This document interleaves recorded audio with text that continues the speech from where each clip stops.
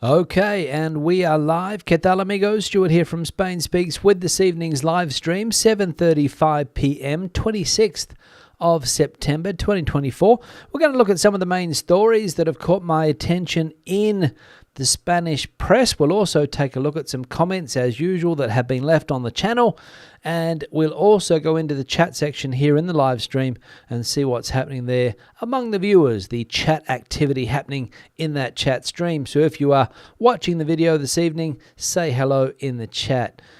Now, straight into the news. Spain has another diplomatic spat, this time with Mexico, and Prime Minister Sanchez, feels great sadness that Mexico has opened a diplomatic crisis with Spain due to someone's political interests, he says. The Spanish government cannot understand why a government it considers a friend, like Mexico, and which shares progressive ideals, as explained by President Pedro Sanchez in New York, has put it in an unacceptable situation that has led to a very serious diplomatic crisis in which no member of the Spanish government will attend Claudia Sheinbaum's inauguration. This unprecedented move is a protest against the exclusion of King Felipe VI from this highly significant protocol event for international relations. Sanchez, visibly upset, openly stated that he believes the Mexican government's actions are driven by internal political motives, that Sheinbaum, and especially the current president, Andrés Manuel López Obrador, have chosen to create conflict with Spain for domestic political reasons. Sanchez expressed particular disappointment that this crisis is occurring with Mexico, a brotherly country, and under a progressive government, Mr. Sanchez says, as we can see. So another diplomatic spat. So let's count the ones that have opened up this year. We had Argentina earlier on in the year because of something that happened between one of the ministers here in Spain and the president of Argentina, Mr. Milei, and of course relations were broken there. I think they've subsequently been put back together, the relations, not sure. Venezuela in recent times, because we had the Maduro government claiming a victory there, and the Spanish government, of course, got caught up with the, the exile of the, who some people see to be the winner of those elections, exile in Spain. And of course, the defense minister here said that the Maduro government is a dictatorship, and Mr. Maduro, of course, didn't like that and threatened to break diplomatic relations. But I think, again, they've also been patched up. I could be wrong, but I think that is the case. So Mexico this time, and of course it all goes back to the colonization days when the Spanish rolled into what is today called Mexico and took over the country basically, and Mr. López Obrador wants an official apology, if I can get that word out, from Spain about what happened all those years ago. What is it, 500 years ago or so? Not sure of the exact time frame there, but around that. And the Mexicans want an apology. So Mr. Sanchez saying that it's all for political reasons, internal political reasons. So we'll see if they patch this one up as well. Time will tell. Second piece of news here, and the price of hotels in Spain grew by 6.4% in August. Hotel prices in Spain continue to rise. Specifically, they increased by an average of 6.4% in August, according to data from the National Institute of Statistics. However, despite maintaining this upward trend, the increase is gradually moderating month by month after recording average increases of 10% during this year's Easter week. Prices have been steadily rising since June 2021. The highest peak in price increases occurred during Easter week of 2022, when they rose by 30% according to the INE. This implies that hotels billed an average of €146.9 per occupied room, a 7.3% increase compared to the same month of the previous year. Specifically, by autonomous communities, the highest daily rates were recorded in the Balearic Islands at $193.77, Andalusia €157.34, and Catalonia with an average of €144.88 per night. So, I've noticed this. especially looking for hotels on some of the trips that I have planned, and prices have increased by that percentage, if not more, depending on the time of year. So, hotels going up, cost of living, everything's going up, and the tourist, of course, having to pay more for their accommodation than a year ago. So, no surprises there that people are complaining about the high prices. Third piece of news, and Spain's unions are mobilising outside employer association offices for the reduction of working hours. The unions UGT and Comisiones Obreras, the CCOO, began mobilisations this Thursday outside the offices of the employer associations in various cities across the country, advocating for the reduction of the work week to 37.5 hours without salary loss. This economic issue has been at the forefront of the national labour debate for months. Protests have spread to different cities in Spain, including Bilbao, Seville, Zaragoza, Ciudad Real, Valladolid, Albacete, Toledo, Valencia, Badajoz, and Barcelona. In Madrid, where 2,500 people gathered, according to the employer association, the general secretaries of the UGT and CCOO were present. They called for these demonstrations on the 11th of September, claiming that the employer association is blocking negotiations. With this attitude, we are not going to reach a tripartite agreement at the social dialogue table, the CCOO General Secretary Unai Sordo said in a speech in Madrid, adding that negotiations have very little time left. So, quite clear the unions pushing for that 37.5-hour working week. Why wouldn't they? Of course, that's their objective, to bring down working hours for the same salary. But the Employers Association, not happy with this decrease of working hours and having to pay people the same amount of money, considering their argument is that Spain already has issues with productivity. People don't need to be working less. That's the argument that I'm hearing. So you can debate that out amongst yourselves, but it all comes down to what side of the fence you sit on, whether you are on the union side of things or whether you are on the employer side of things as to how you see this. But I'm sure for the average employee in Spain, working less and making the same money, win-win for them. Next piece of news here, and 24% of foreigners living in Spain have arrived in the last 2 years. As of the 1st of January 2023, there were 8,200,206 people born abroad residing in Spain, of whom 1,177,317, 14.4%, arrived in 2022, a record year with 55% more arrivals than the previous year, 2021, when 755,574 people arrived. Combined, this totals 1.93 million, meaning that 23.6% of foreign migrants residing in Spain have arrived in just 2 years. Those who arrived in 2021 and 2022 outnumber those who came between 2016 and 2020, 1,760,626, and are almost 3 times the number of those who entered between 2011 and 2015, according to the extended information from the census published this Thursday by the National Statistics Institute. The top 10 countries from which most of the population migrating to Spain come as of 2023, and in order, are Morocco, Colombia, Romania, Venezuela, Ecuador, Argentina, Peru, the UK, France, and Cuba. The next country on the list is Ukraine. So, interesting statistics there. 24% of people that have arrived in this country have done so in the last 2 years. Surprising, that is, to me at least. And we saw some of the biggest migrant groups there, led, of course, by the Moroccans, Spain's neighbouring country to the south, separated by water, of course, but doesn't stop people arriving in Spain. And also Colombia, South American influence there, Romania. Many people came from Romania back in the day, of course. Venezuela in recent times. And the UK making it into the top 10. There we go. So Probably would have been up there maybe even more if Brexit hadn't happened, but of course it did. And as some people are putting on the internet, people are leaving Spain and going back to the United Kingdom because it's not as easy as it used to be, according to what I've seen. But yeah, that's a debate for another day. First comment here from Baycast. Hi Stu, great show. Apparently it's £9 a pint in the London Yappy bars. I have this on good authority, so it just depends how you cut your cloth. Shocking price indeed. Yeah, probably that is the case, that you're paying €9 a pint in some of the more, the posher establishments, if you like, the yappies, maybe in the City of London, where people have got the cash in their pockets to pay £9 for a pint.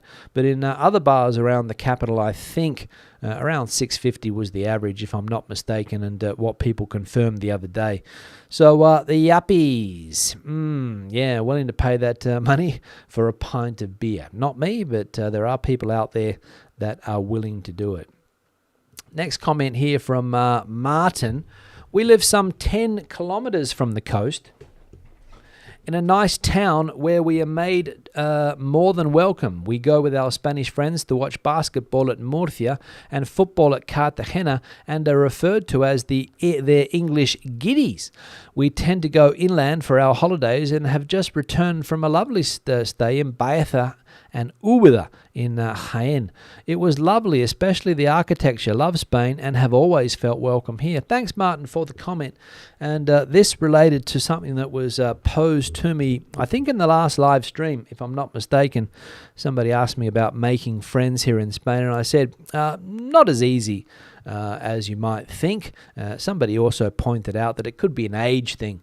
The older you get, the more difficult it is to make friends. But maybe the case of Martin here, it's not the case, making friends down there in Murcia. And when they call you their English giddies, I don't think the word is giddy. I think the word is giddy. There might be some similarity to people unfamiliar with the Spanish language. Not sure if that's the case or not, Martin. But the word giddy, G-U-I-R-I, meaning foreigner, tourist, anybody from another European country that doesn't resemble a Spaniard, basically gets called a giddy. Yeah, not giddy, giddy. Can be an insult, but I don't think in that context it is. So thanks, Martin, and good to see that you are making friends here. Another comment here from, we saw that one. Another comment here from Janet. I wonder how long the houses that cost over €500,000 will be on the market. Thanks, Stuart. Thanks, Janet, for the comment. Yeah, I did a video yesterday when I went out and filmed some of the housing developments going on at the moment where I live here on the outskirts of Madrid. And we came across some semi-detached homes that were still being built, probably 5-6 months away from finishing, and going for €577,000, which I consider to be expensive. But some people pointed out that it's cheap if you look at the per square meter price. And I think that was for the whole property, the square meter price, not only the house. So you'd have to have a look at the house size and work out the square meterage and compare it, probably. And 577 expensive. And how long will they be on the market? Well, if the current trends continue, Janet, I don't think they'll be on the market for very long. People snapping up those homes at that price, because a lot of people also don't want to live in the capital city, Madrid, anymore. They're looking for bigger homes, outdoor spaces, because they were obviously affected by what happened in 2020, 2021, when they were locked inside their apartments for a month and a half, and now have decided to look for a more spacious accommodation alternative. So I don't reckon they'll be on the market for long, but we'll keep an eye on it. Another one here from Bob. Here in Torrevieja, they have just started building a 7,000 house development, with most being holiday homes, as we do not have the jobs to support. Yeah, I guess that would be the case in Torrevieja, Bob, that people from not only here in Spain but other European countries looking to move to warmer climates, Mediterranean climates, and Torrevieja probably still reasonably priced. Don't know. I imagine that would be the case compared to some other coastal destinations, and 7,000 units going up. And that's what leads people to believe that perhaps another bubble is on the horizon, and the Spanish economy could be affected as a result if it bursts like it did back in the day. But as other people have pointed out, maybe you got to look at the banks. Look at the banks. That's where you need to look. So thanks, Bob, for the comment. Another one here from the real Alcatran. I recently visited the Malaga area, and it's incredible how many new apartment towers are being built in places like Fuengirola and Mijas, especially when they're already having periods of extreme drought and people are having their water shut off. It's only going to get worse in the next few years, so I would not invest there. Yes, that is an issue on the Costa del Sol, the water crisis that obviously reached... well, I was going to say it was huge news back in the months leading up to the summer, and a lot of those places were suffering water restrictions, and also things like beach showers and other things like that, also getting the water supply cut off at certain times of the day. And more development, is that what that area of Spain needs? Don't know, considering the issues with water. So unless they come up with a solution to that, maybe that person is right and not a good investment nowadays. Don't know. So it's an interesting point being put forward there. Thanks. And the final comment here from Pierre Pilton, I think this is. I bought in 2008, had it valued last year. Now 10,000 euros less than I paid for it. Yeah, that was a huge issue here in Spain. People that bought just before that bubble burst back in 2008, and I know people personally that did, and their properties are still trying to recover to that amount that they paid. So what's that? We're talking 14, 16 years maybe at low purchase at under purchase price for a lot of these properties, and still 10,000 euros off the property that Pilton bought back in 2008. So yeah, still recovering, and a lot of people still suffering with the investments that they made during that time, thinking that everything was okay, and then bang, that bubble burst, of course, and didn't affect the economy.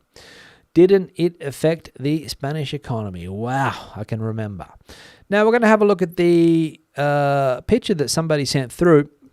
This one here is a place in the north of Spain, in Asturias, is the autonomous community. The place here, as we can see, Cudillero. And the photo was sent in by Maria Rocio, who is a regular viewer of the channel, lives in the States. I think it was Texas. Don't quote me on that. I think it was. And watches the show regularly with her husband. So thanks for sending the photo through, Maria Rocio. And a lovely shot of the village of Cudillero, one of these villages that you find nestled in the woods or the forests there in Asturias on the coast, where the green meets the coast, and places that you can get a fantastic getaway in a wonderful part of the country, Cudillero. Now, if you have a similar picture that you would like to see on the backdrop, the email address is this one here, spainspeaks@gmail.com. Feel free to send your photos through to that email address, and also other information that you got and you want to send my way related to Spain in any way, shape or form. If you see something in the press, that is the email address to send it to. And as I said, feel free to send it through to that email address, whatever you want to bring to my attention. Now, the other thing I'll do here quickly is put the like icon on the screen. If you haven't hit the like icon yet, currently sitting at 26. That's one of the lowest figures ever. So if we can get up to 50 today, I'll be happy if we can reach a decent tally. So hit the like button if you can, or hit the dislike button. Whatever you want, you can hit that button and participate in the interactivity with the channel. So feel free. People that have supported the channel in recent times, whether it's by buying me a coffee, super thanks, super chat here on the live stream, Patreon supporters, thank you very much for that support, and also people that have become channel members of the YouTube channel, thank you very much for that. And people that haven't subscribed yet to the YouTube channel, please consider doing so, and also turning on that notifications button if you wouldn't mind. Now into the chat I'm going to go. Let's see what's happening there. I imagine it's a fairly quiet chat section today. Barbara, the first person that I can see here in the chat, coming in from the Playa Flamenca, hot Playa Flamenca, been 30 degrees there today and yesterday as well. So warming up, Barbara. I also noticed here in Madrid that it was a warmer day today, although windy, I will say. John, aka High Flyer 1965, coming in. Greetings all, hoping everyone is well. Restocked the crunchy peanut butter. All the best. Yes, we saw that the other day. The peanut butter mentioned in one of the things that we saw here. Smooth or crunchy, and John, crunchy all the way. Richard coming in from North Yorkshire. Horrendous day there. Heavy rain and wind non-stop for over 30 hours. Wowee. That is a long time to be raining with those strong winds. And I think those might have been some of the winds that we got today. Don't know exactly, but again, very windy here too. Janet coming in from Oxford, where your weather may be heading, Richard. We've had flood warnings in place. Yes, wet and windy in the UK. Pamela coming in from the south of Spain. Good to see you, Pamela. Erica coming in from Terrassa. Sunny now, but big clouds in the background. Have a nice weekend. Thanks, Erica, for that. DL, valued member, as are some of the other people that we've seen also. Hello, everyone. Thank you. Good to see you in the chat. Amanda's coming in from Shropshire. Brad's coming in. Managed to remember tonight. Good to see you, Brad. Seamus coming in from Boston in the United States, of course. Dave coming in from Madrid. Very windy city today, as I just mentioned. Windows were rattling all last night. Yes, they were. And the leaves were falling off the trees. They were. Sani coming in from Basingstoke. Very wet day there today. Shangan coming in from, where's that? Nanjing. Is that China, Shangan? Let us know. Richard coming in, replying to Janet about the weather. What a contrast to southern Spain. Absolutely. Absolutely. Artie coming in from India. Good to see you, Artie. I think it's the first time here. Factory 6, being a GM, a hotel general manager for years. Those pet fees are just money grabs. It's supposed to be for deep cleaning and addressing pet. What's that? Pet dander, is it? I can't read that word there. It's sort of blurred out. We don't deep clean unless it's on the quarterly deep clean schedule. I think that, well, I can't really read that word at the end there. Pet dander, is it? Yeah, that was another thing that was posed the other day about the supplement that people pay when they go with their pets to a hotel. Sometimes 20, 25, 30 euros whacked on top of the bill for taking your dog there. And just money grabs, according to Factory. Let's have a look. Let's have a look here quickly. Mike coming in from Alberta, Canada. What is that? Vermilon, is it? What's the temperature? 29? Okay, sort of in the background there. 29 degrees. Good to see you, Mike. Sage on the botany. I wouldn't invest in Malaga either. Yeah, well, that person put forward some interesting points about the future of that part of Spain and the water issues, whether they can get them sorted out or not. We'll see. I mean, you know, every year seems to be different, so we'll see if it's an ongoing issue or whether it was just, you know, in recent times. Don't know. Kev coming in from Kevin Naples is the, but coming in from Torrevieja. Like done. Thanks for that. Alex asking the question, Stu, how long does it take to acquire the taste of Vegemite? I've tried so many times. Any tips? Yeah, the secret to Vegemite, Alex, is that if you haven't been eating it all your life, as I have, because it's probably one of the first things parents give their kids. I know that was the case of my sister giving her kids Vegemite when they're still sitting in the high chair. And the secret is to spread it very thinly.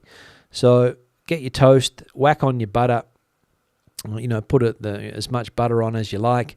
And then with the Vegemite, a very thin spread. That's the secret. Don't go too thick because nobody likes a thick coating of Vegemite. So just a couple of little spots here and there on the toast, and basically you just get like a saltier piece of bread than you would normally get. And the mistake people make is they put Vegemite on like they would peanut butter or jam or something like that, and that's where the mistake is.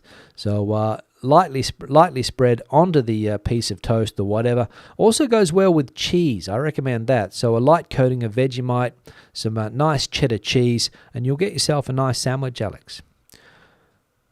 Now, Nigel read the article in the Spectator, disgusting commentary. Yeah, well, everyone's entitled to their opinion, Nigel. It was the most critical article that I've ever seen written on this country, and I've seen a few. And in a press outlet like the Spectator, it was fairly harsh commentary, but obviously not happy with the way the country's being run and some of the political decisions that have been taken in recent times, I would say.